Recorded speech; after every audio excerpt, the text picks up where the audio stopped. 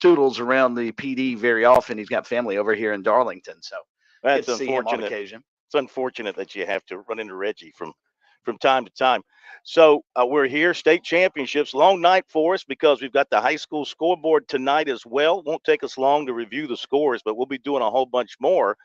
This game today, this first game seemed like it was never going to end, never going to end. We kicked off at 2 o'clock. It ended a little bit after 5, well over 3 hours. Thank goodness for a running clock, right? Oh, yeah, thank goodness for that running clock in the fourth quarter. So, from what David Shelton has told us, he expects a defensive battle tonight between White Knoll and Dutch Fork, which probably means there'll be 100 points scored, and it will take forever. But we're going to have David on with us here in about 5 or 6 minutes to talk about these first two games and preview the game tonight and talk about the games tomorrow as well. Two more games tomorrow, 4A championship and the 3A championship. Besides all Both should that, be high-scoring games, I think, especially that 4A matchup, as David pointed out. And I anticipate when I tune in for the scoreboard show tonight, you and David could do some play-by-play of White Knoll and Dutch Fork, because I don't think it'll be over by 10 o'clock. no, but that would violate all kind of contracts here, television, and I don't think there's any radio No, of it. But Dutch Fork, I don't think, unless they've changed. I know Yeah. a couple of years ago when SportsTalkSC played them in the playoffs, Dutch Fork did not have a radio, and I don't think White Knoll does. Yeah, I don't think we'll do anything. We'll update the scoring, and big sure. plays and things like that. But yeah, by the time we come on with the scoreboard, that game should be in the second half. We're hoping to have, depending on their work schedule and how much time is available, to have guys, a little roundtable discussion about high school football in South Carolina, because what a year it's Fun. been, both on the field and off the field, with the various issues that have been addressed as we go into this new era of counting enrollment for the purposes of trying to level the playing field with some of these teams. And look, based on what Christ Church looked like today against Johnsonville, the best that the lower state had to offer up in 1A, it was no match. Johnsonville fumbled on their first play of the game. On their second play of the game, Christ Church is in the end zone on a 19-yard touchdown pass. And then, after stopping Johnsonville, there was a 52-yard run by their fine running back Reeder. And then there was a punt return of 60 yards for a touchdown. Within 4 minutes, it was 20-0. And, off to the races. So I don't know what you do. I would imagine, Christ Church with their enrollment, and again, starting next year with the new alignment plans, every out of district person in the school counts as 3. So that's expected to push these schools up into higher classifications and make it a little more difficult for them. But then again, I have people say that, like for Christ Church, somebody will have to tell me if I'm wrong, but like Greenville County is all one school district, Yeah, right? exactly. I'm not sure how Christ Church will be affected by this at all. I'm sure Yeah. there's a way, but I just don't understand, because they, unless they get kids outside of Greenville County to drive up there, I think they're going to be fine. And I've been through this for a long time. I've seen Skeesa level schools that just didn't feel like they were getting a competitive competition on the other side bump up to public school and play well. Imagine, and those of you who don't like seeing the private schools in particular, let's take charter schools out for a moment, but the private schools playing in the public school realm. Imagine Christ Church playing in Skeesa. Do you know how ridiculous their games would be? Oh my gosh. Well, it just wouldn't be fun. Do you think Hammond could play with them? Do you think Hammond could play with them? I don't think so. No. That'd be an interesting question for I think it would be fun to watch, but I think they'd still beat Hammond by 3 touchdowns. I'll ask Lou that tonight when he joins us, if he can. That's a good question. Game. Yeah, Hammond would be an interesting study, and Hammond's probably a team that could contend at the 1A level in public school too. Because clearly, when you graduate, some of the players they have gone on to play major college football. They may be a team just like Christ Church. They probably could go up to play in public schools and get better competition than what they're getting at the Skeesa level. Okay, we got a jammed up show for you tonight. We'll have our football filibuster with Governor Hodges and the Attorney General Alan Wilson at the bottom of the hour. Give you our picks for this weekend, the championship weekend. Lee Sterling back with us after being off last weekend. He was up in New York for NBA and NFL action. He's back with his picks this week at the top of the hour. 7:15, Furman coach Clay Hendricks. They got a playoff game tomorrow against UT Chattanooga. Of course, I'll ask him, but I got to believe he'd rather not face a Southern Conference rival as his first playoff opponent, but that's the way the bracket worked out for them. We'll hear from him. And then 7:35, Birdies, Bogeys, and Biceps around South Carolina with George Bryan and Robbie Thames. And, of course, some recruiting worked in between all of that. So we got all that for you tonight. Before we get to David Shelton, and Pat, let's go ahead and dial David up and let me know when you got him. For those of you who have not really been paying attention, though most of you probably have, just compiled the list of reported players in the portal, John, or in the draft for Clemson and USC to this point. So these are reported for the Gamecocks, or they have announced their plans. Tight end Xavier Short, receiver Omega Blake, defensive tackle Xavier McLeod, defensive tackle Felix Hickson, receiver Juice Wells, place kicker Mitch Jeter, quarterback Colton Gauthier, quarterback Tanner Bailey, and defensive end Donovan Westmoreland. That's for the portal. For the draft, Marcellus Dial, cornerback, and quarterback Spencer Rattler. So that turns out to be about, what I count out, about 14, 1, 2, 3, 4, 5, 6, 7, 8, 9, 10, 11, and maybe there were a couple of others in there. Forgot to mention the Carry-On Joiner. The Carry-On Joiner would be another. Yeah. Why is that Yep. not on my list here? The Carry-On Joiner would be It's on the one another. you tweeted out. Yeah. So that would be another, the Carry-On Joiner, who is heading towards the draft. Right. So you got that for South Carolina. And then for Clemson, the compiled list, again, based on reports and those who've announced, you've got Sage Ennis, the tight end, receiver Bo Collins, offensive guard Mitchell Mays, quarterback Hunter Helms, cornerback Torian Pride, and then you got Nate Wiggins, who is headed to the draft, people are saying. I think it's been reported. I don't think he's announced it. Also understand that there's safety Makumba, good possibility that he'll be headed to the draft as well. So something to keep an eye on perhaps next week on that. People are keeping a watch on the Clemson coaching staff, or perhaps more changes by Dabo Swinney maybe next week.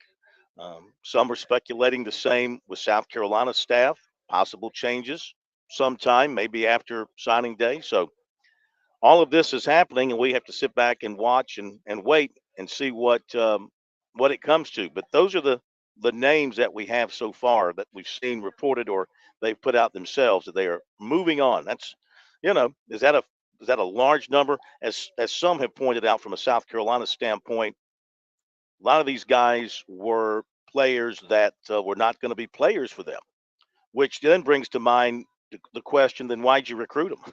Yeah. Why didn't you develop them? Why didn't you recruit? Why did you recruit them if you didn't think they were going to become players? Now, Juice Wells obviously was, and Mitch Jeter obviously was. Xavier McLeod strikes me as odd that Mhm. he hasn't had much more of an opportunity and felt like he needs to move on from Carolina. Much the same as Toriano Pride at Clemson. I mean, these were two fairly highly recruited guys, if I remember from your recruiting reports when they were deciding on their colleges, and now they're moving on somewhere else. Well, it's the nature of the beast today with college sports and the freedom to move at a drop of a hat for whatever reason. More money somewhere else, more playing Mhm. opportunities somewhere else. Just a better situation for yourself. You have that freedom to do it, and players are taking advantage of that, and gonna take advantage of what the rules allow them to do. Of course, there's a lot of tampering going on. We know that, and that's the unfortunate part about the whole thing is the tampering. You've got coaches who are literally going down the roster of opponents or teams around the country and identifying players and uh, you know, reaching out to them either directly or through back channels and putting a deal on the table and saying, come here and this is what you can make, more than what you're making where you are now. I think that, you know, That is not what we had in mind when this NIL No, program not at all. was developed across the country, but that is what it's become. So an interesting report late this afternoon as well from On Three that NC State is planning a in-home visit with Grayson McCall this weekend.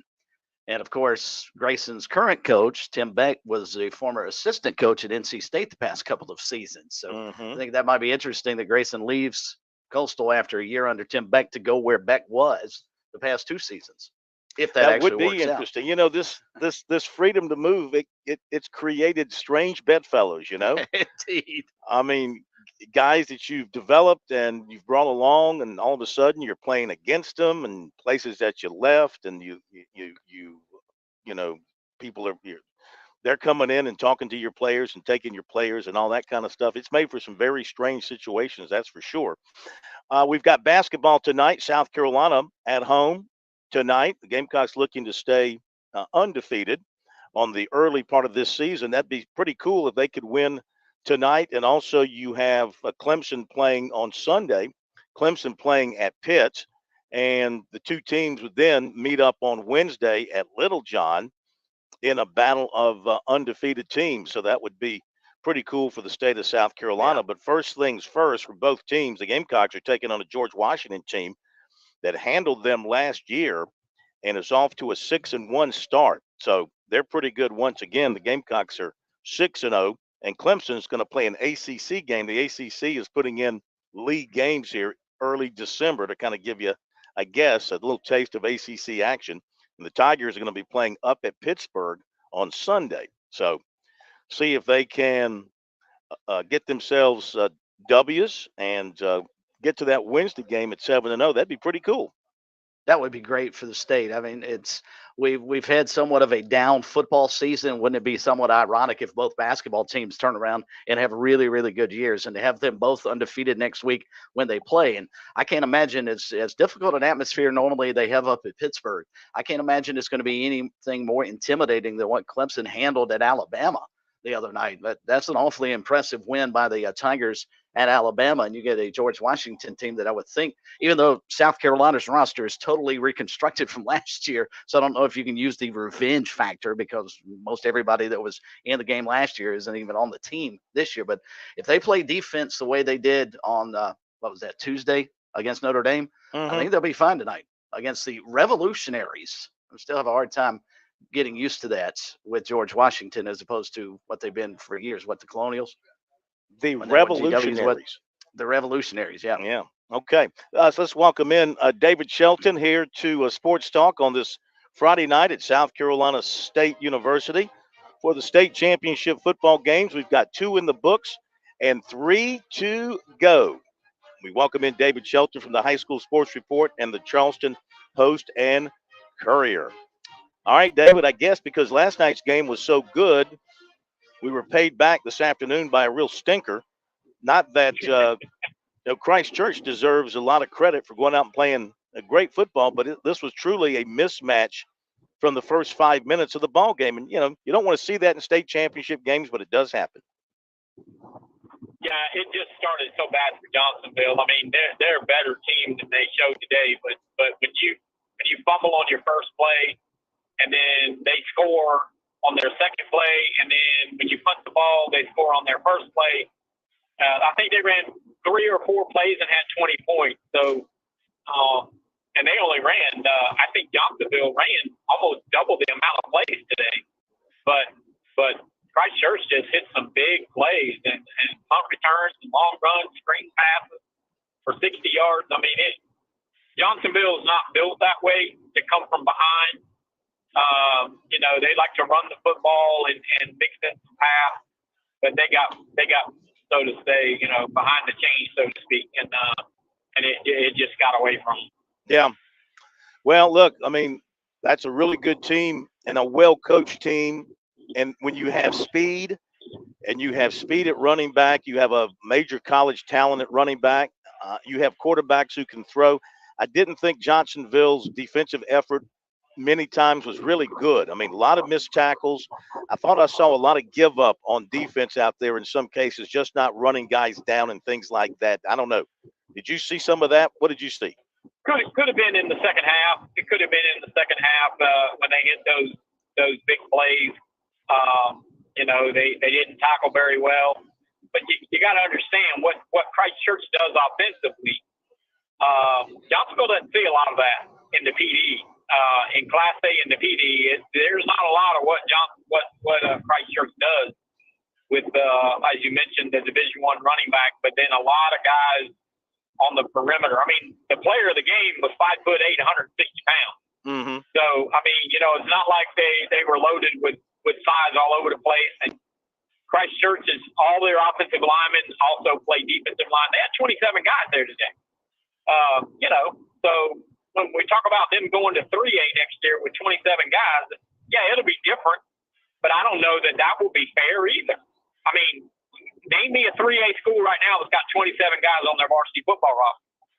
I'll wait, and you can get back to me in 2030 because it don't happen. So there's definitely going to be a change for them. But I mean, they were the best team in Class A this year. I mean, there's no doubt about it. All right, and so last night we saw a dandy, Oceanside and Gray, and this one went right down to the last possession. Oceanside scored late. Gray comes down the field, but they couldn't get past the 24-yard line. And so Oceanside comes away with the championship. And, you look at that, and it's like, okay, well, two charter schools, so they basically should be on the same level. And it kind of turned out that way. They were on the same level, and they played a game right to the final seconds. Yeah, I mean, I think, Oceanside, I picked Gray to win the game. And Oceanside surprised me with what they were able to do in the throwing game. And I was also surprised by the lack of adjustment on Gray defensively.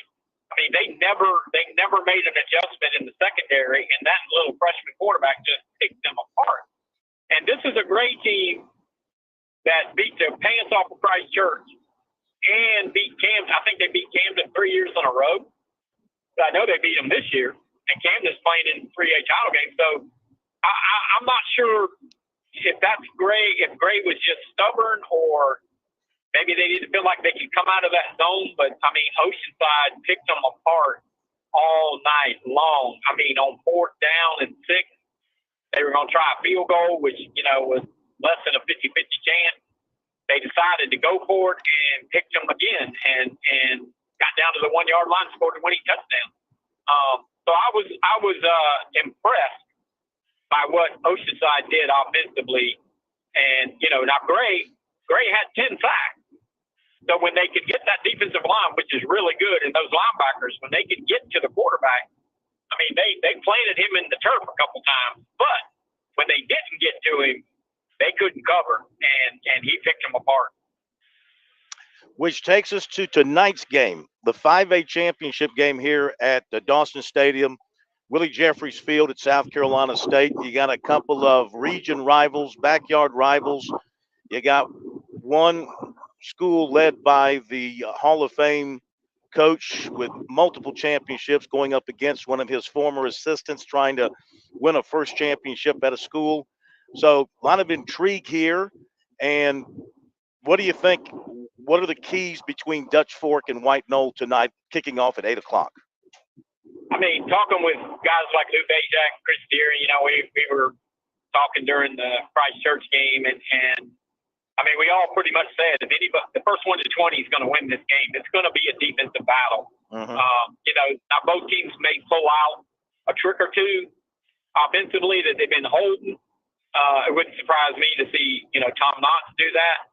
But these are two defensive-minded teams with do just enough on offense to win the game. So really, I mean, a couple of touchdowns and a field goal, or the first game was 17-14. So I kind of expect, with a few adjustments, I still think it's going to be a low-scoring game.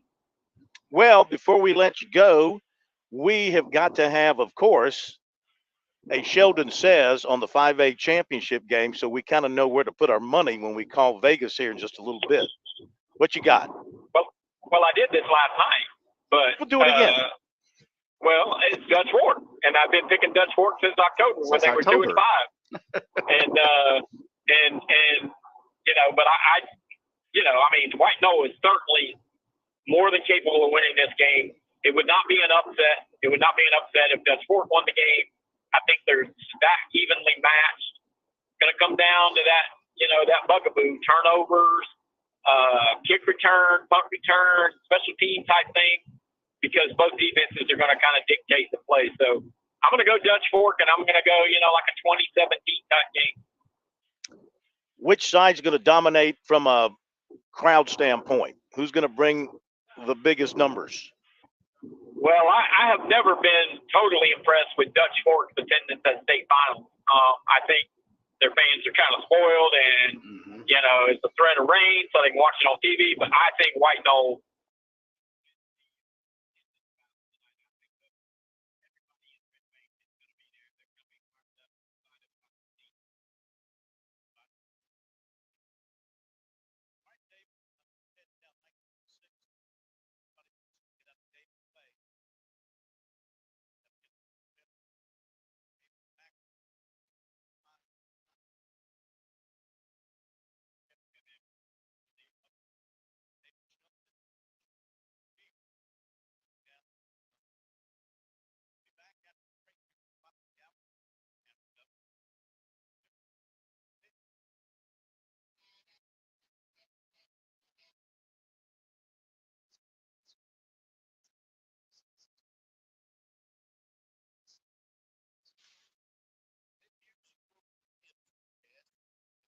Days we have some overnight rain, but much warmer than the recent nights have been. Our low dips to 58 tomorrow, some heavy pockets of showers with a high temp reaching 68. Sunday, we get more rain, but the high is back up to 70. Have a great weekend. I'm Brian Leonard with your On Point local weather.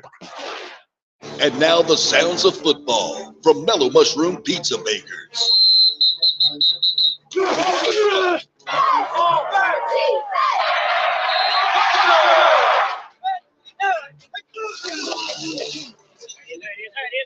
Enjoy the taste of football too, with hand-tossed pies, hoagies, wings, meatballs, hot pretzels, and over 100 beers from around the world. Mellow Mushroom, in the Vista and on Sunset in Lexington.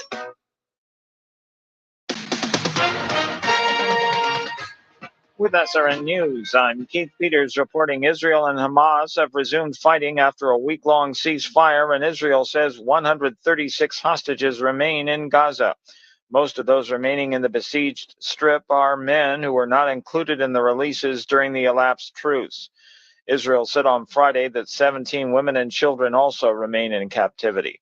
The House has voted to expel Congressman George Santos of New York following a blistering ethics report on his conduct that included converting campaign donations for his own use. He's just the sixth member in the chamber's history to be ousted by colleagues, the third since the Civil War.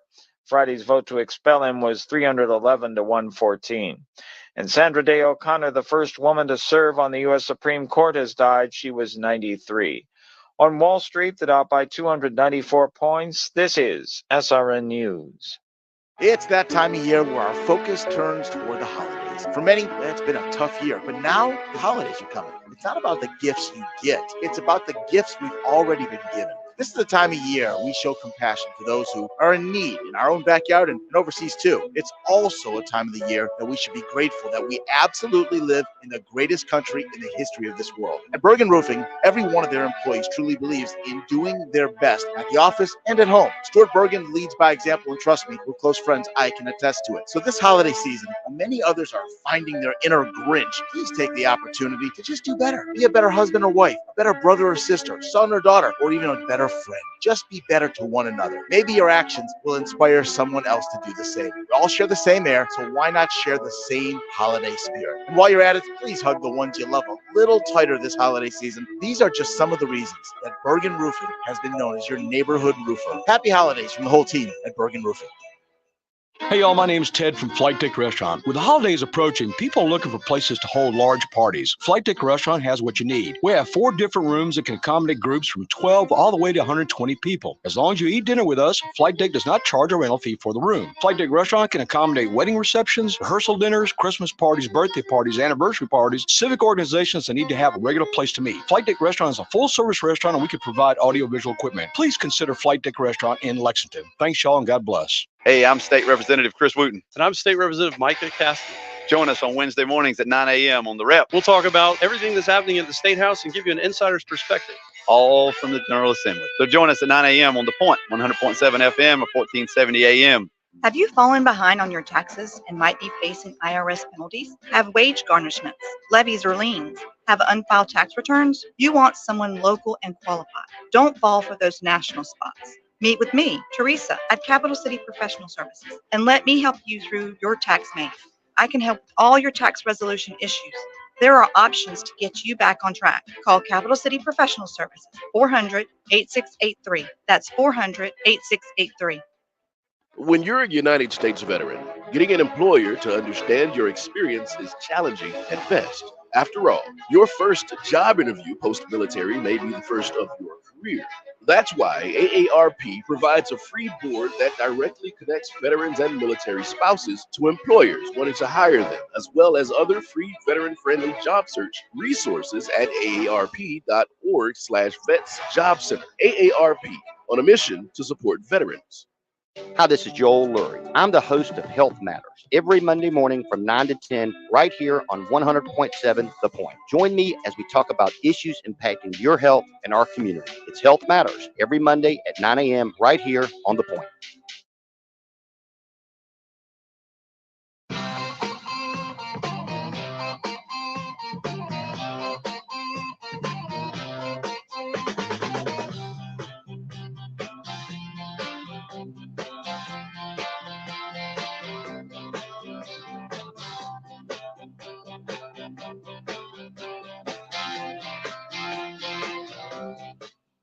Welcome back, everybody. Sports Talk on the Sports Talk Media Network. We're up in the press box at South Carolina State University, where we're waiting. Hey, was the elevator working today?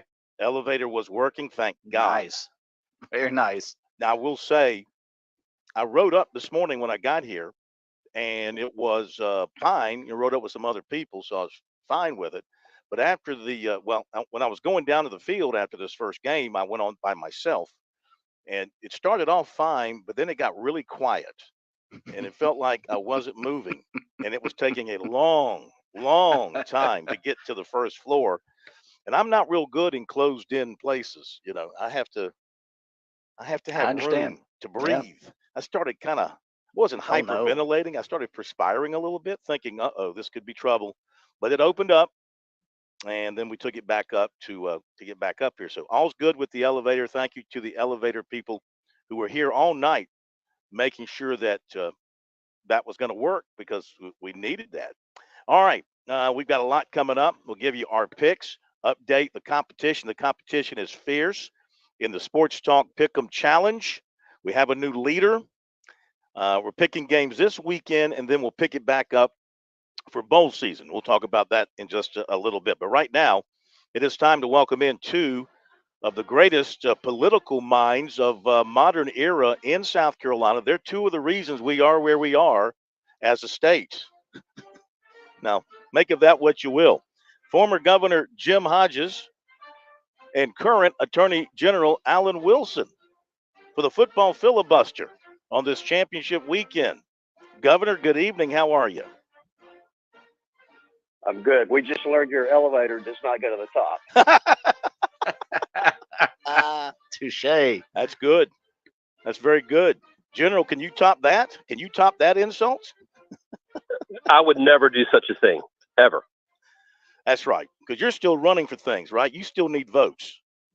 Yeah, I still need your vote, Phil. When I'm out of office, I can insult you like the governor does. So. That's great. That's great. Well, it's great to have you two with us once again. The competition between you two remains very, very tight as we head down the stretch. You know, it's a marathon, not a sprint, but we can we can see the finish line. And Governor, you're 35-30, and General, you're 32-33. Both of you went 2-3 last week, so it's kind of getting time to mix some things up and take a few chances here, General, if you're going to get back on top of this thing. Hey, listen, the fact that I'm this close to the governor this late in the season is, I mean, because he's so good at this, and I've always been impressed with his ability to pick him. So the fact that I'm even in the fight, I mean, kudos to him. Well, he's got a lot of free time. I think he does a lot of gardening and lawn work, and he's got a lot of time to look at this stuff. But Phil, he's also been doing this for like 60 years. I mean, I think you started this when football began, right? That's right, yeah. When they first put air in the pigskin. That's right. Back in the leather helmet days, huh? That's right. Yeah, that's right. But listen, keep in mind that I know. Yeah, that's right. I know the first person Governor Hodges calls during the week to get advice is Teddy Hefner. Okay, and he and Teddy go way back, lunch buddies and all. So I know where he gets his inside scoop. Yeah, I do the opposite of whatever Teddy says. That's how I pick them. It's advice nonetheless. All right, let's get at it. These are tough because they're championship games, so everybody's supposed to be pretty good, but you never know. General, 2-3 last week. You're 32-33. We shall let you lead us off tonight. You ready, sir? Yes, sir. I'm ready. Okay, your final Pac-12 10-6-2 championship. Oregon and Washington being played tonight. Washington is getting 9.5. Of course, these are all neutral field games. What do you think, sir? Huskies with the great quarterback having a great year. They're getting 9.5. I think I'm gonna go with Washington. I think Oregon will win, but I think it'll be a close game. So give me Washington. It'll be closer than 9.5. Now, when you say give me Washington, you're not talking about the presidency. You're talking about the Huskies. You're not thinking down the road. I think you can only have 3 or 4 South Carolinians running for president at a time. I think we're already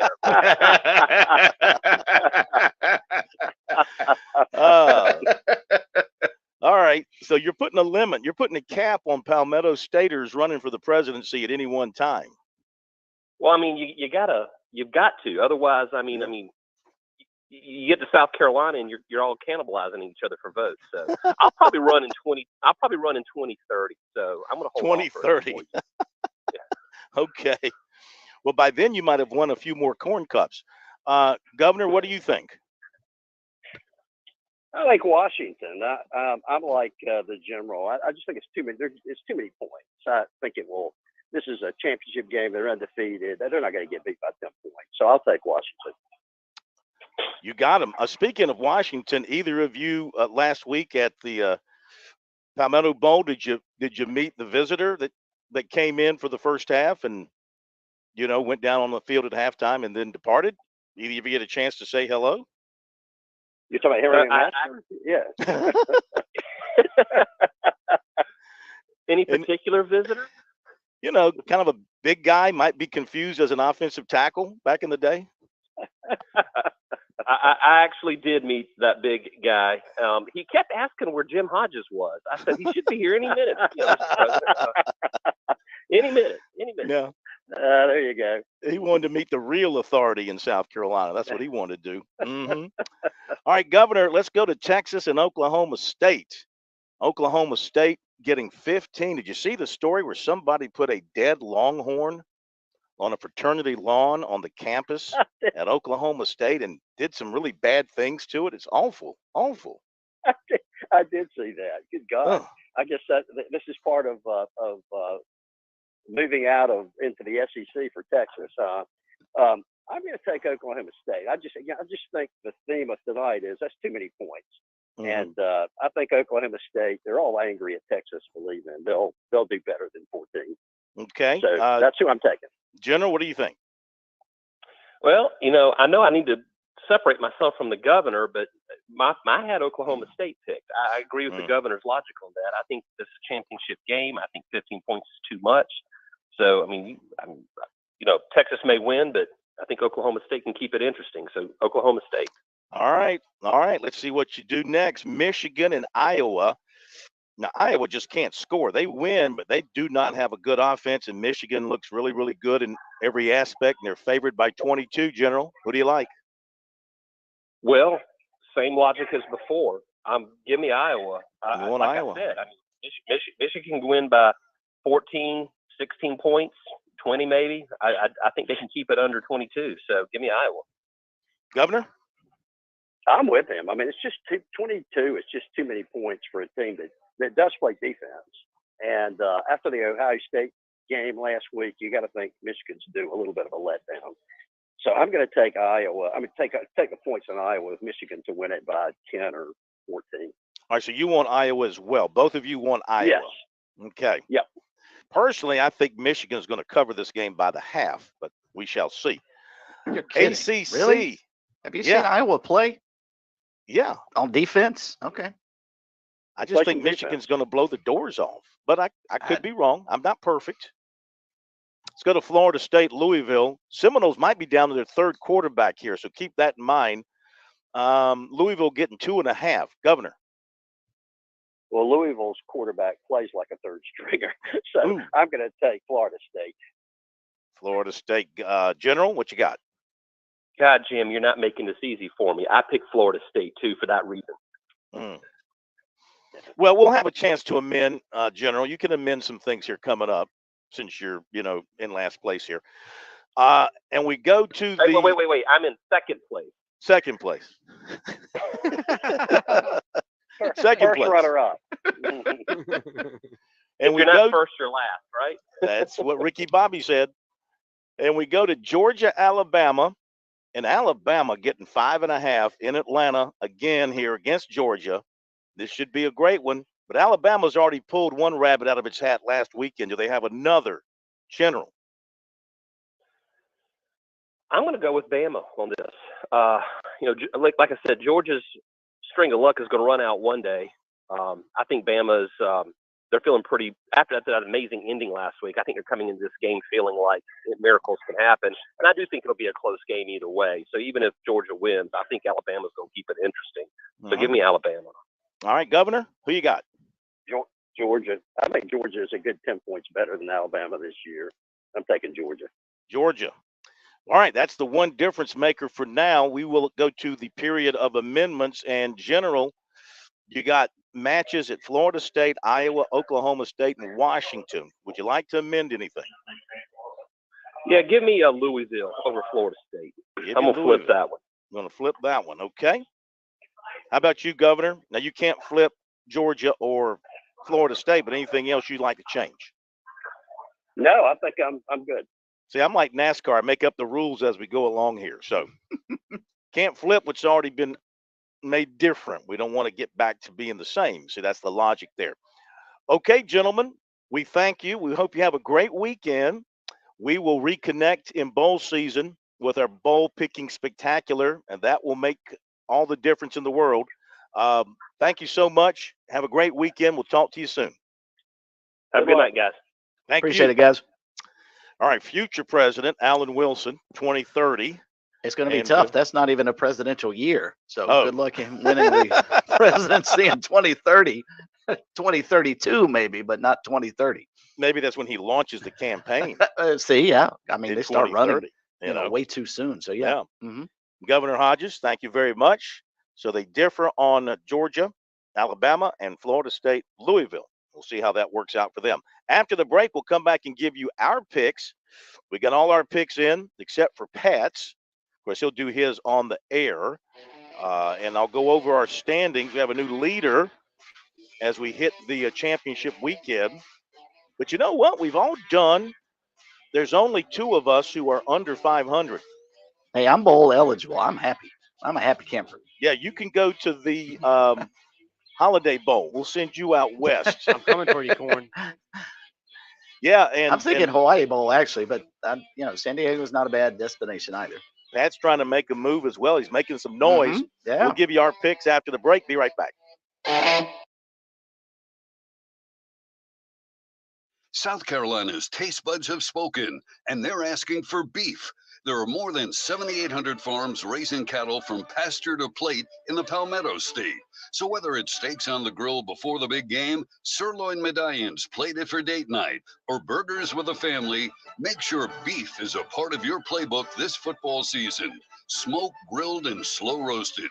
Find the best way to enjoy your beef at sccattle.org. Beef, it's what's for dinner in South Carolina. Funded by the South Carolina Beef Council, part of the Beef Checkoff Program.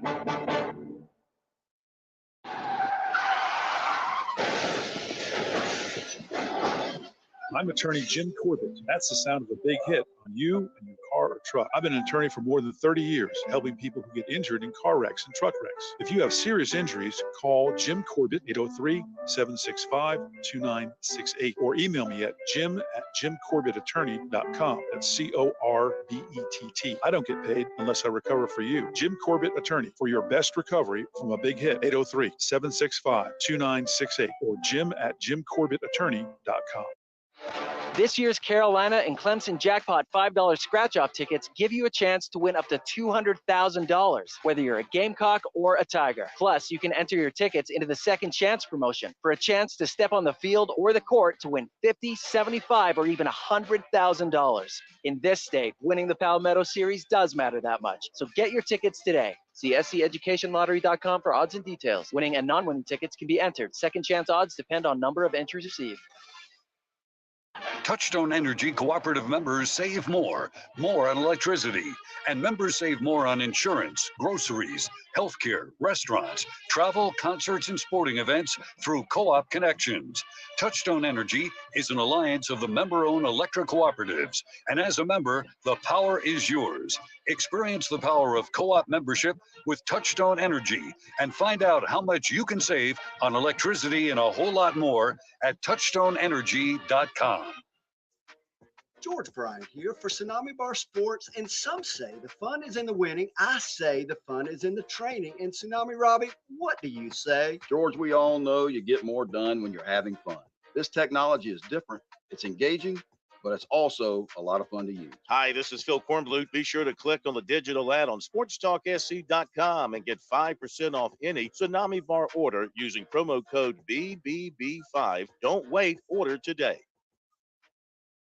Your home is where your memories live. It's where you laugh and where you love.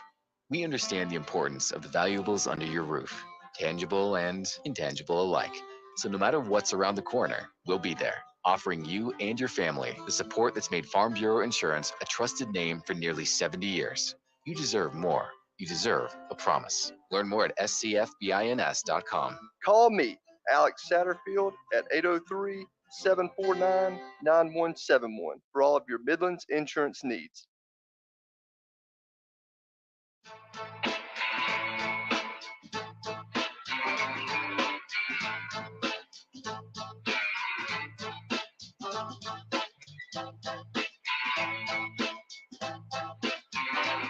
Welcome back, everybody. It is a Founders Federal Football Friday night here on Sports Talk. We are at South Carolina State in the press box, and we've got football teams on the field, loosening up some. 5A state championship to come your way tonight at 8 o'clock. Don't forget the high school scoreboard tonight. David Shelton will join me and others at 10:05. Of course, the game will still be going on, so we'll talk a little bit about that and talk about the games that have been played and the games that are coming up and have some other good conversation for you. Okay, now let's get to the Sports Talk Pick'em Challenge, the premier picking contest in the entire world. As I look at the standings, Kevin Cohen has moved to the front, 39-26 for Kev. After a 3-2 week, he's moved to the point. He's got a game lead over me, Pete Yanitator, and Fran, the money coach, Halloran. At 37-28, gentleman Jim Corbett, attorney for the Stars, and our own Pat Daniel, 37-28, 2 games back. 2 more games back, 35-30. Rick, number 1 draft pick, All-American, number 25. He's 35-30. Teddy, I'm so sexy for my shirt, Hefner. He's 35-30. Then Big Daddy Don Williams, godfather of sports talk, 34 and 31. Bobby Harton, Big Kahuna, down in Charleston. And Chris Bergen at the Bergie Palace, 33 and 32. Hanging in there. Bowl eligible, baby. You are bowl eligible right now. And then there come the sad stories. The sad stories. There's Smitty at 32 and 33. And the baddest boy of all sports talk radio, the bad boy, Alan Smothers, at 31 and 34. So here's what we got after a 2-3 week last week. I'm going to go Georgia. I'm going to go Florida State. Hope the quarterback plays, one of them. I'm going to go Michigan. Just think unless they've got a hangover, I like Michigan. I'm going to go Oklahoma State. That's a lot of points. And I'm going to go, because I want chaos, I'm going to go Oregon. 9.5. Okay. But I want chaos. I want to see chaos. All right. Chris, you're going to do what? I'm going to go Georgia and Florida State, just like you. Mm-hmm. I'm going to take Iowa, but here's an interesting stat about Michigan over their season. Up until the last couple of weeks, they beat everybody by at least 22 points. But the last 3 weeks, Penn State, Maryland, and Ohio State, their games have been much closer. Iowa can play some defense and play a lot of defense. And I think that keeps them in the game. They're not beating Michigan. There's no question Michigan's the better team. I just don't know they cover. Texas, I'm going Longhorns. There are a couple of things you don't do to a Texan. One of them is mess with their cattle. Oklahoma State made a bad mistake and a horrible one. I mean, what are these people thinking? And I think Texas has got something to prove. They need to win and look impressive to try and, if there is chaos, as you point out, if they're Big 12 champions sitting there with one loss and they beat Alabama, do they get in? And if they don't, and Alabama does, because they're SEC champions with their loss to Texas, you don't want to talk about chaos afterwards. And I think Oregon is the better team right now between they and Washington. That's a lot of points, but I think they'll find a way to cover tonight. So I'll take Oregon as well. All right, Pat, what you got? You're 4-1 last week. You're working your way up. 4-1, 37 and 28. What are you doing? Don't call it a comeback now, Phil. I'm working my way back up the standings. He's been here for years. That's right. I have learned my lesson of picking against Georgia, and in years past, I feel like I could have said the same thing about picking against Nick Saban. But Kirby Smart, I think, is the new Nick Saban of the SEC. I'm not sure how at this point you can really argue that. Back-to-back two-time defending national champion. I'm not picking against the Dogs. So give me Georgia. I'm taking them. They're the favorites by 5.5. And they are the only quote-unquote road team that I am taking. Everything else, I'm siding with the home team. Florida State, Louisville. I'm not sure exactly why Louisville's the home team since Florida State's higher seeded, but whatever. I digress. I'm going with Louisville and the points there. I'm with you, Phil. We still don't know who exactly is going to play quarterback for the Seminoles. And I think Louisville is also going to be coming out for blood after getting beat by Kentucky last weekend. I feel as though they were looking ahead past that game. So give me Louisville, Michigan, and Iowa. Basically, rinse and repeat everything Chris said. Michigan, as explosive as they may be, Iowa's defense, that Kirk Ferentz defense, they don't put up a lot of points on offense, but they minimize possessions. I don't think Michigan's going to get enough possessions to take a 22-point lead over the course of the game. So give me Iowa there. Texas, Oklahoma State. I can't really argue with what Chris said. Texas, especially, don't poke the bear, or in this case, don't poke the Longhorn. But Oklahoma State is playing for, I don't want to say for the livelihood, but they are playing for the pride of the entire Big 12. Texas and Oklahoma are leaving.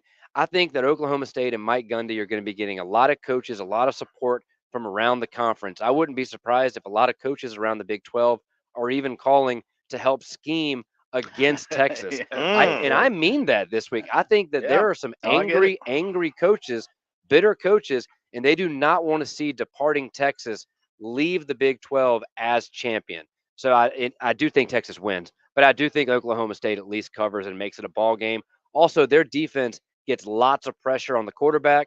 Texas's offensive line has been a bit of a weakness this year, even though they throw all that money at their players for NIL. Oregon and Washington, Michael Penix Jr. is just too good. I don't think that they're going to lose by 10 points. I just don't see that happening. Washington led throughout that game the first time around. Oregon made it interesting towards the end, but I'm a little surprised seeing Washington not the favorite here. If anything, I would have thought they would get the 9.5, not Oregon. So give me Washington, give me the Huskies, and that's my 5. All right, let's go to Dr. Rick. 2-3 last week. Alabama he likes. He wants Florida State, Iowa, Oklahoma State, Washington. Smitty is taking Roll Tide. Louisville, Iowa, Texas, Oregon. He was 2-3 last week. Kev Cohen 3-2 last week. He likes the Bulldogs, the as he calls them, the Criminals. Iowa, Texas, Washington. The Big Kahuna 1-4 last week. Roll Tide. Florida State, Michigan, Oklahoma State, Washington. Fran, the money coach, 3-2 last week. Roll Tide. Louisville, Michigan, Oklahoma State, Washington. Teddy Hefner, 3-2 last week. Roll Tide. That's like saying that. Louisville, Iowa, Oklahoma State, Oregon. The bad boy, 2-3 last week. He likes Georgia. Florida State, Iowa, Michigan, Washington. Pete, Georgia, Florida State, Michigan, Oklahoma State, Washington after a 3-2 week. Gentleman Jim, Roll Tide, U of L, Michigan, Texas, Oregon, and Daddy Don, Roll Tide.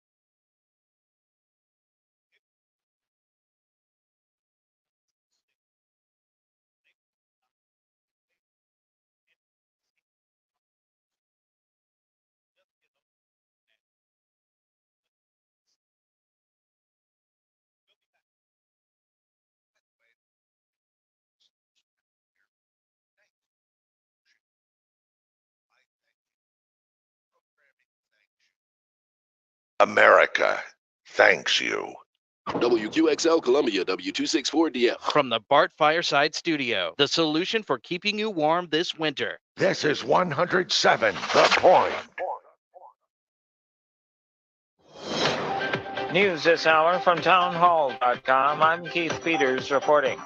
The House has voted to expel embattled Representative George Santos in the wake of an ethics committee report that accused the New York Republican of criminal wrongdoing. The vote marked the third and most serious attempt to oust Santos from Congress amid his mounting legal and ethical troubles. A defiant Santos has long denied wrongdoing and resisted calls to resign. He claimed at a news conference Thursday that lawmakers were bullying him and that the ethics committee report was incomplete and littered with hyperbole. Santos is now the first lawmaker in modern history to be expelled from the House without being convicted of a crime. He became the 6th House member to ever be ousted from his post. Edwin Mora, Washington. Flu cases are on the rise while RSV cases may be peaking. Correspondent Mike Kempen reports. The Centers for Disease Control and Prevention says 11 states are reporting high levels of flu-like illnesses, mainly in the South and Southwest. That's up from 7 states in early November. CDC Director Dr. Mandy Cohen says RSV lung infections have risen sharply in some parts of the country, nearly filling hospitals and some other states, but she thinks RSV cases will peak in a week or so. Cohen says COVID-19 continues to cause the most hospitalizations and deaths among respiratory illnesses, about 15,000 hospitalizations and about 1,000 deaths every week. I'm Mike Hempen. Israel and Hamas have resumed fighting after a week-long ceasefire, and Israel says 136 hostages remain in Gaza. Most of those remaining in the besieged strip are men who were not included in the releases during the truce. Israel said on Friday that 17 women and children also remain in captivity. More on these stories at townhall.com. Relief factor, pain relief that's natural, pain relief that works, and pain relief that attacks the source of the pain. That's the experience of tens of thousands of Americans who are taking Relief Factor right now. See their incredible video endorsements at relieffactor.com and then order your 3-week quick starter pack for just $19.95. That's less than $1 a day. Find out if it can work for you like it works for me by ordering your 3-week quick starter pack today. ReliefFactor.com, ReliefFactor.com. Be the next success story. Stop overpaying for wireless. There is a better way. Pure Talk saves the average family about $1,000 a year on the most dependable 5G network in the U.S. You can get unlimited talk, text, and plenty of high-speed data for just $30 a month. If you're ready to cut your wireless bill in half, dial pound 250 and say keyword spend less, and you'll save an additional 50% off your first month. Again, dial pound 250 and say spend less, and make the switch to Pure Talk today. High five. The Croatian capital of Zagreb has introduced drive-in tests for whooping cough after the country suffered a surge in cases. It's the most serious outbreak of whooping cough that Croatia's seen for more than 40 years. A normal year brings about 50 cases of the disease. This year, there have been 1,300 already. That's prompted a rush of people to testing centres. Queues grew too long in the capital Zagreb, so now there's a drive-in centre with in-car tests similar to the COVID pandemic. Health authorities hope concerns sparked by the outbreak will reverse a worrying downward trend in vaccination rates.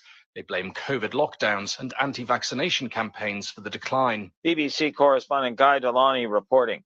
Customs and Border Protection will temporarily close south and northbound traffic to vehicle and pedestrians at the remote Lukeville, Arizona border crossing with Mexico. News and analysis at townhall.com. I'm Keith Peters. On Point Weather is made possible by our friends at Palmetto Citizens Federal Credit Union on 107 The Point. And here's your weekend forecast. It'll be a wet couple of days tonight. We have some overnight rain, but much warmer than the recent nights have been. Our low dips to 58 tomorrow, some heavy pockets of showers with a high temp reaching 68. Sunday, we get more.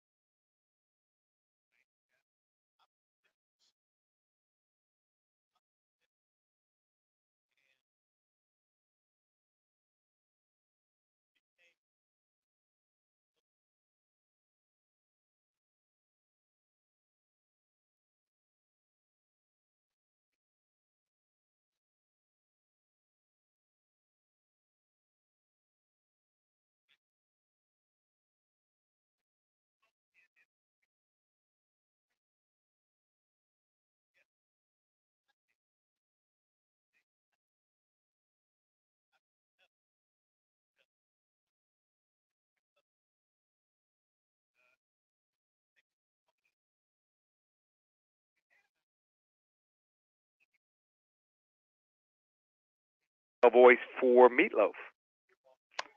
Wait a minute. By, by the dashboard She light. wasn't the one that did the real sexy video, did she? That's I don't know if she did the video. Yeah. My wife didn't tell me about that part. Yeah. So I'm going to pull up a Meatloaf video here. So she was a lead singer for Meatloaf, your first cousin? She was. Yeah, she's the female voice. Wow. Carla DeVito. Yeah. How about that? How about that? Yeah. So just didn't pass down to me, but skipped the generation. You got your own and talents. I'm going to give you the greatest thing that happened during our trip. And this is taking nothing away from all the sporting events I went to, the Jets Dolphins and also the basketball games. I even saw UConn in Texas. We went and saw Billy Joel. Oh. In MSG, and he was great. But we leave MSG and we're in an Uber, about 4 or 5 blocks outside the arena, and sure enough, Billy Joel pulls up in his SUV with his windows down. So was his bodyguard, and he's getting ready to smoke a cigar. He's right next to us at a stoplight, and my wife had about a minute and a half conversation with him. Oh my gosh, that is unbelievable. Yeah, so the that's only why I thing don't that wanna can leave New top York that, City. the only thing that can top that, Lee, and I have a true story as well. This was many years ago. It might have been in the 80s after the Southern 500 at Darlington, and I'm leaving Darlington. I'm pulling out on the highway in front of the racetrack, and the SUV next to me pulls up next to me, and we're stopped in traffic, and I look up, and driving the SUV was Dale Earnhardt. So he had just driven 500 miles at Darlington. Now he's driving his SUV back to Charlotte. So that's a good one. You can't make that stuff up. That's an equal to what you got. Okay, let's get to your games. You got 3 for us here. Let's start in the Sun Belt. Troy laying 6 to Appalachian State. So Appalachian State, everyone keeps talking about, them beating James Madison. And that was a nice win. And they are a better team since Joey Aguilar took over quarterback. But they also lost to East Carolina, who's not very good. They lost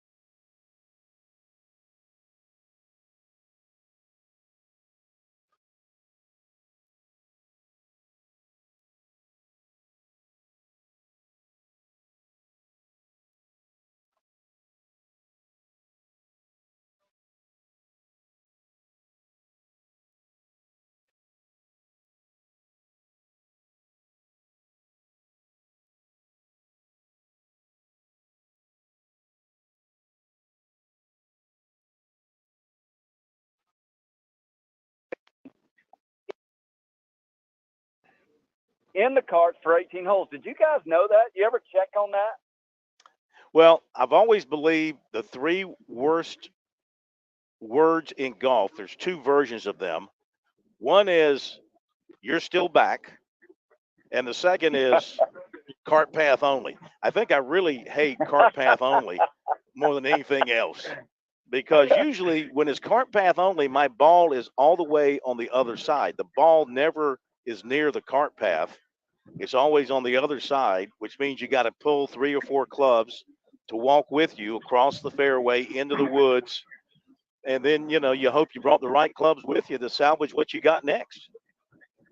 Well, that's you got to do a little anticipation in the game of golf and a little strategizing, and you got to plan ahead. And hey, we're going to talk a little bit about that. G4, my oldest son, who had a pretty good run. We spoke in Bermuda. He made a PGA Tour event and then made a cut. But his 2023 Year of the Beast campaign and his goal and dream of getting to the tour, it's just not going to happen this year. He fell a little short. We'll talk more about that later. But thinking ahead, this game's not all about the great shots and the victories most people think it is. This game's all about the recovery. Bobby Jones is the first one I ever heard. Red said it's not from the victories in which he learns, but rather defeats. So G4, even though he's a little defeated, he's already recovering. And we were talking on the phone just recently about the winter training season. And speaking of winter, let's go ahead and bring a winner up. And that's WINNER. Scott Parker. He's member of, he's a teaching compadre, but also a golf real estate compadre. Welcome, Scott Parker, to Birdies and Bogeys. Hey, gentlemen, good to talk to you this evening.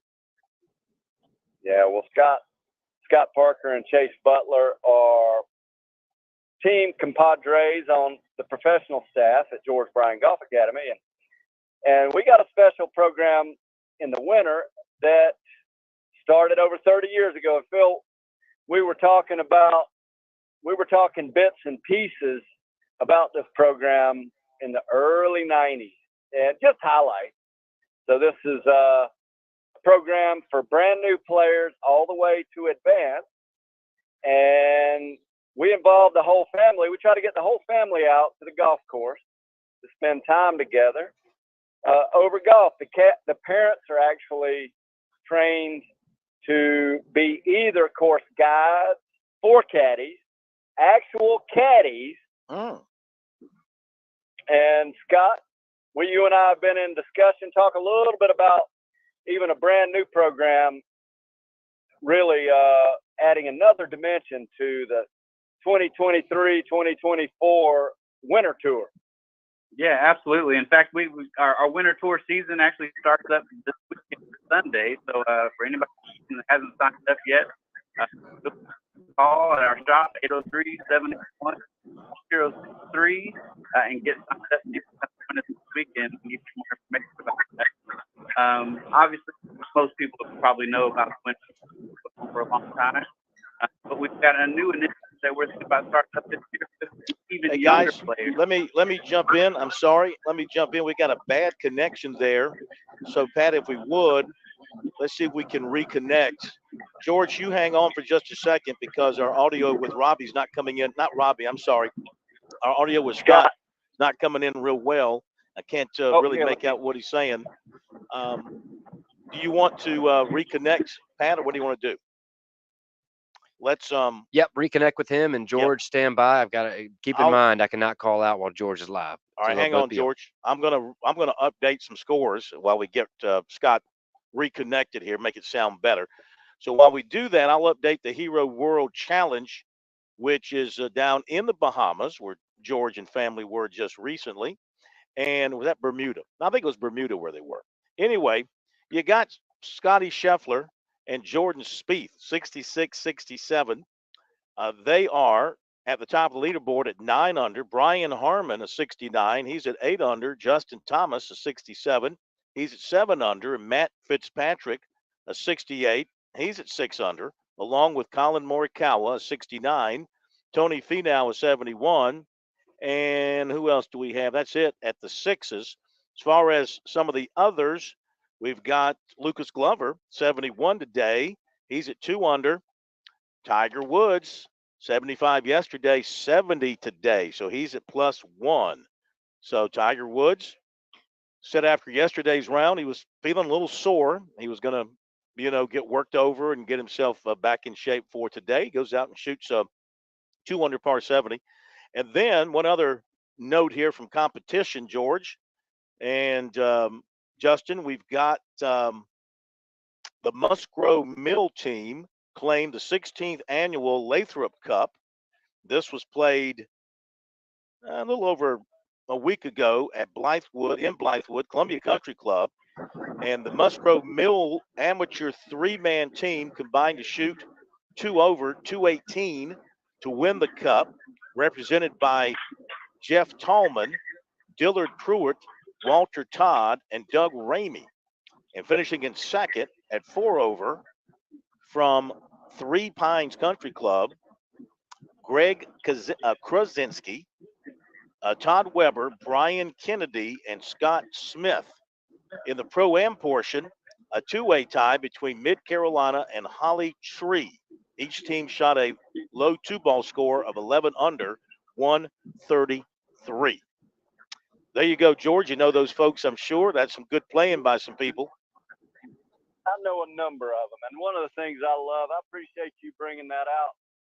We've talked briefly and at length over the last 6-8 months. The Live Tour drew it out of it, but I think club golf should be a higher priority. And talking about team golf, that's one of the major headline stories that the Live Tour brings to the golf game equation. And I think club golf, get groups together, community. I think the game was designed for community, not the way we have it lined up in America with all the emphasis on individual.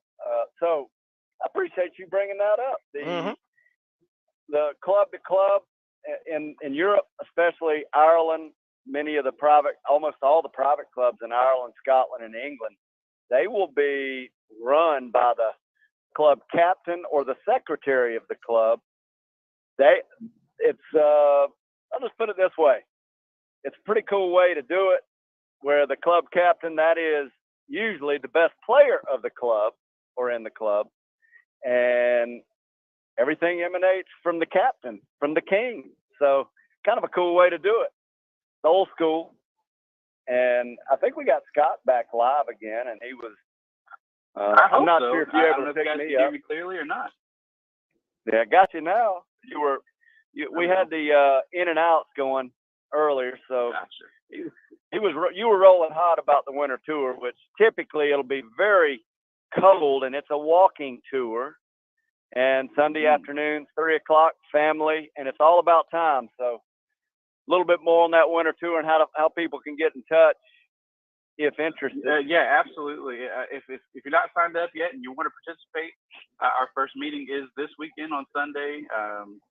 Our number, if you want to call and sign up, is 803-781-2063, and we can get you some more information.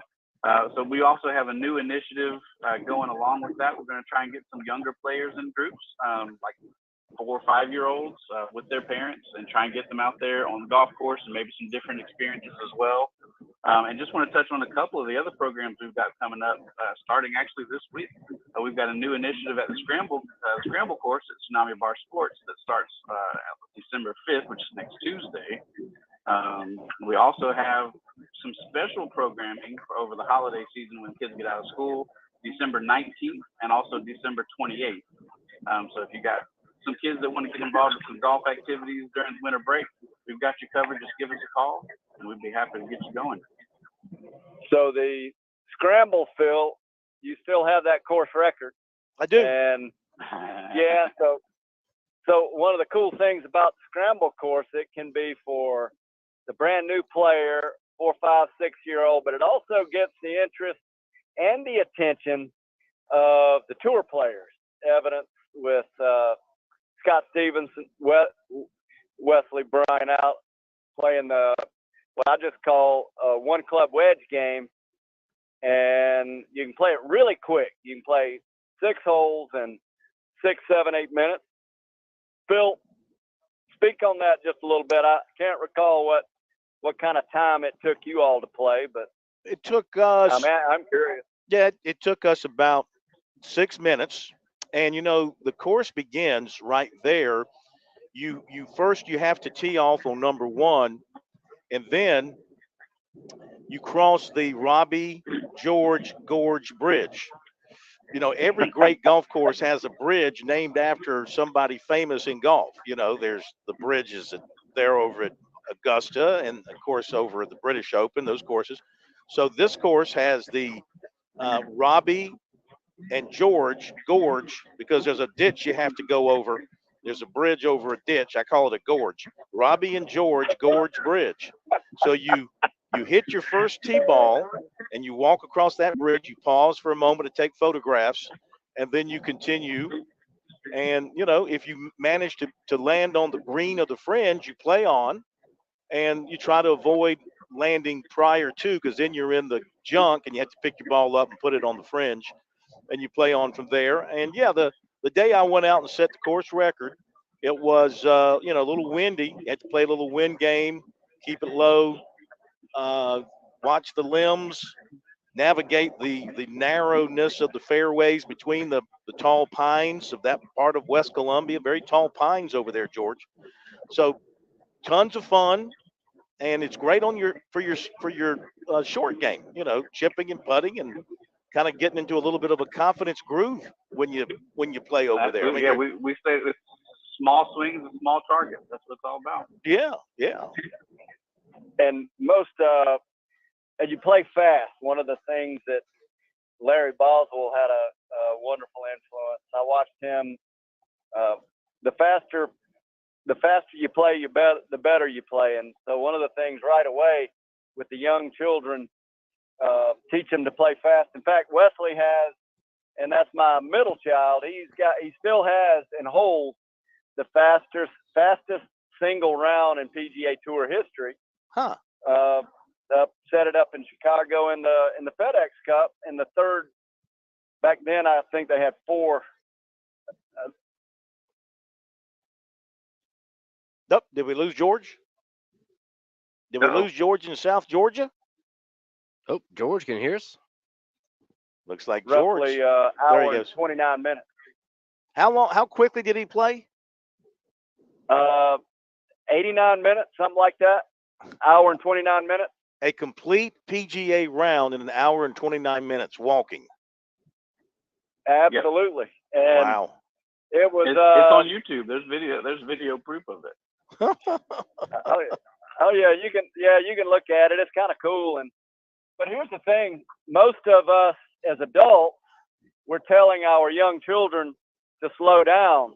And if you're telling them to slow down because it's a safety issue, then I totally get it. But I tell you right now, I tell them to speed up, take a swing while they're on the walk or the run. It doesn't bother me at all if they're actually trying to look at the target and look at the ball at the same time. And if you're around kids enough, that's just how they do it. And the faster you teach them to play, the faster they will learn how to play. And that's a fact. So Scott will lead the 4- and 5-year-old divisions. And incidentally, he plays really well and really, really fast. So yeah. I was actually out on the golf course with my 2- and 4-year-old for 4 hours this afternoon out at Lindry. They had a great time. That's nice. That's nice. And they and you know what they really like to do on the golf course, George? They like to run. Yeah, and as long as they don't have clubs in their hands, that's a good idea. Be careful if you let them run with the. Yeah, so that's other things we do with the young ones is they're open fairways inspire a fast pace anyway. So we let them go. It's kind of like when the horse sees that barn, he just likes to run, or sees the pasture, he likes to run fast. Well, That's what all of us like to do. We like to go, and we encourage that. And so a number of the courses in the Midlands are involved, including Limerick, Timberlake, Hidden Valley, Charwood, Northwood, Oak Hills. Let's see. I'm going to leave some of them out. Cobblestone Park, Newberry Country Club, Camden Country Club. In fact, Matt McCarley, a college teammate, he is a huge proponent and supporter of junior golf. Greg McBride at Northwoods. A number of the fellows around town have been supported this program for many years, and it's over 30 years old. Again, you can, and incidentally, it is hosted by the Irmo Chapin Winter Youth Golf Tour, the Irmo Chapin Recreation Commission, and also a co-partner is the Lexington Recreation and Aging Commission. So you can actually, you don't have to call any phone numbers, just go sign up, icrc.net, and the Lexington Recreation and Aging Commission. So we have the local recreation centers and commissions are in support of this program. So, Phil, it's for brand new players, but also college bound. In fact, we lost count somewhere around 100 of the number of players that would graduate this program and go on to the ranks, to the college golf ranks. And so with that, we can shift gears and talk about the walking piece. Let's go back. A lot of folks don't realize that, Bill, in the cart, riding 18 holes in a cart, you can still clock over 2 miles. And that is kind of uplifting to me, because most people assume that since you're in a cart, you won't get much exercise. But 2 miles of walking is a pretty good lick. And most of the time it includes traversing the hills, and every now and then you do get to jump over a ditch or a creek. And so if you walk, now if it's cart path only, check your walkometer, because I got a feeling it'll be 3 to 4 miles. And if you're carrying the bag and toting for 18 holes, it's easily 4 miles at most golf courses if you hit it straight. Hit it a little crooked, how many miles do you think it would be, man? Take a guess. 6 or 7. Easy. So, folks, a lot of folks, it was argued back years ago that golf wasn't necessarily a sport, but I think it definitely qualifies in this day and age. I'm not sure if you really want to weigh in on that at this point. It's definitely an Olympic. It's in the Olympics, so it's a sport, right? I say it's a sport. Amen. I think you've got to be an athlete to play golf at any level, to play it well. I mean, all the things that go into it, the muscle memory, the movements, the concentration, the timing. I mean, is it any different than hitting a baseball, except one is coming at your head and the other one is sitting on a little piece of wood? Hey, speaking of the head, the one that's coming at your head probably doesn't cause internal skull problems near as much as the game of golf. That's true. The game of golf is a skull wrecker, and that's the fact. And it breaks your heart and it wrecks your skull. And then for whatever reason you want to go do it again. That's what I'll transition a little bit. Talk about the Korn Ferry qualifier second stage at Kinderloo G4. Hey, he was not the only South Carolina player with connection. Scott Stevens barely missed it. I think he was 2 under par, and then took 5 under to advance. And then I think Ryan Hall, he was on the number one when I left, in really good shape. He got in. He did get in, great. And you would have the scoreboard pulled up more accurately than me. I was checking it while I was out, and look, Ryan was in good shape at 5 under par. The golf course played incredibly difficult, but this was second stage, so finals will be week after next.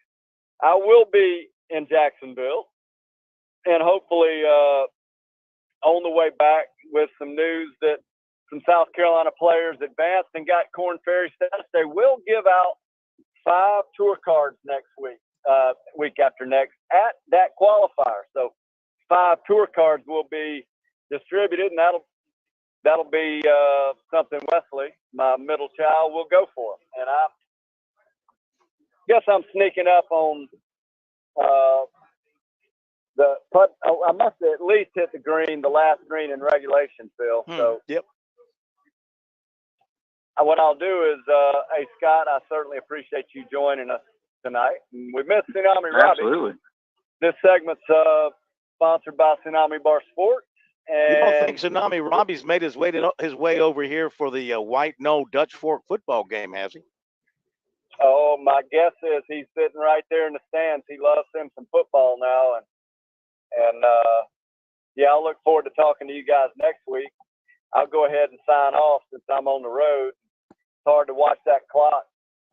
So until next week, next time, you guys see them high, shoot them low. Thanks again, Scott, for joining us. Absolutely. Great talking to you guys. Okay. Thank you, George. And thank you, Scott. Appreciate having you guys with us tonight here on Birdies, Bogeys, and Biceps around South Carolina. Yeah, I bet you Robbie is in the crowd tonight. And as I look out, I'm in the back of the press box trying not to be a nuisance and interfere with anything. But there's a nice crowd across the way. I don't know if that I can't tell. The teams are in their locker rooms right now, so I don't know if that's the White Knoll side or the Dutch Fork side, but a good crowd across the way. I'm trying not to talk too loud because the national anthem is playing. I don't like to really talk when the anthem is playing, but we had no choice here. So we're looking forward to the kickoff here in just a little bit, about 7 minutes away. White Knoll and Dutch Fork for the 5A championship. And if you're just joining us earlier today, it was all Christ Church over Johnsonville 67-21. Last night, Oceanside Collegiate over Gray 35-28. Don't forget the scoreboard show tonight at 10:05. In the second half, USC leads George Washington 42-34. Thank you, Chris. Yes, sir. Great finish. And thank you, Pat. Everybody have a great night, and we'll see you tonight on the scoreboard.